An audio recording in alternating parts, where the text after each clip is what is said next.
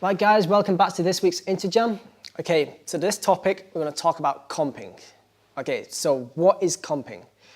Comping is a word that is used many times by jazz musicians. It's mainly a jazz concept. However, it's quite simple.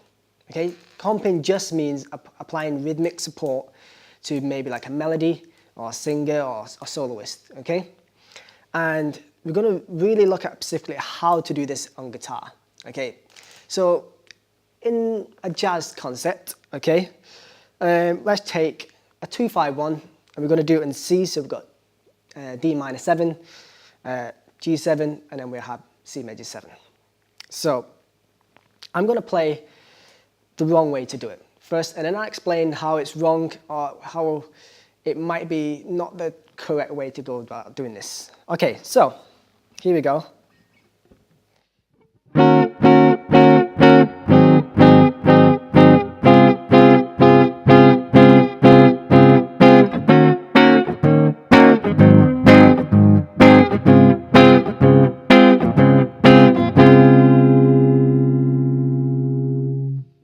Okay, so you might be thinking, how is that wrong? First of all, I'm using all of my notes, okay? And that may sound really strange, and here's why, okay? When you play in a band, you realize that everybody has different roles, okay?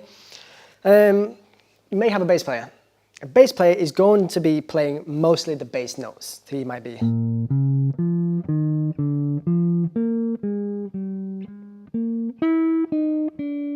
Okay, maybe doing something like a walking bass line. Okay, so if you're playing that full chord, okay, and the bass player is playing like a walking bass line, he might be hitting another note like this, okay? He might be going. Okay, if you hit that note, it's going to clash with the bass line and it's going to sound a little bit muddy, okay? So you can eliminate using your top note. Okay? Another thing, you might want to stay off the higher strings. This is because the higher strings in guitar can really punch through the mix. And in that mix, you might have a saxophone line, you might have a melody line, you might have a flute line, okay? And that might clash, okay? Especially when you're doing comping.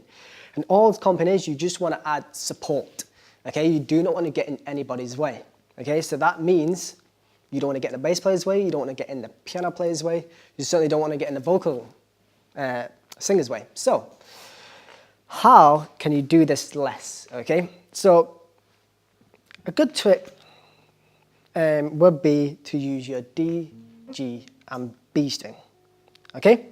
So, I'm going to play it, and it looks like a full chord, but I'm just going to play just those strings.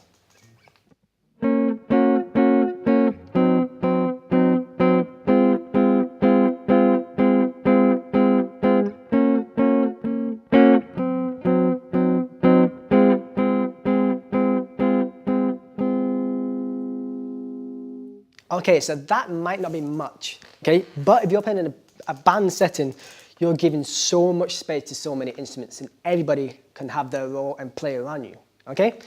So I've pre-recorded that section again, but I'm using full chords, okay? And this is how it sounds like. I'm just gonna do a little solo, and this is how it sounds like when it's totally full.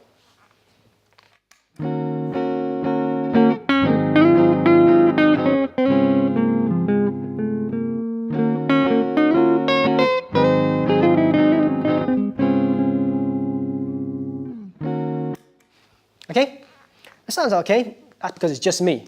But let's change this slightly, so I'm just going to empty them chords, and I'm just going to be playing the same chords, but I'm just going to be using my D string, G string, and the B string, okay? So I'm just going to loop this.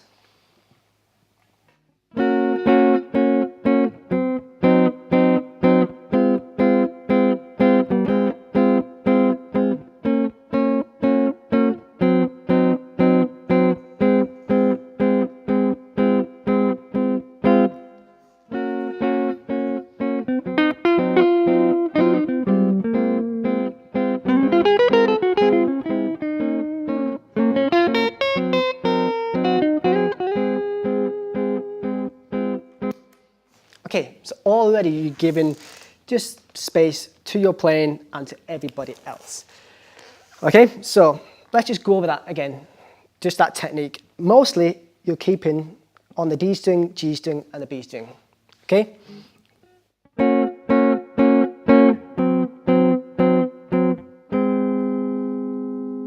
So I'm just playing all down strums, and I'm just doing every single beat. Okay? Now I'm just going to swing it a little and change the feel, but I'm still going to use those notes and those strings.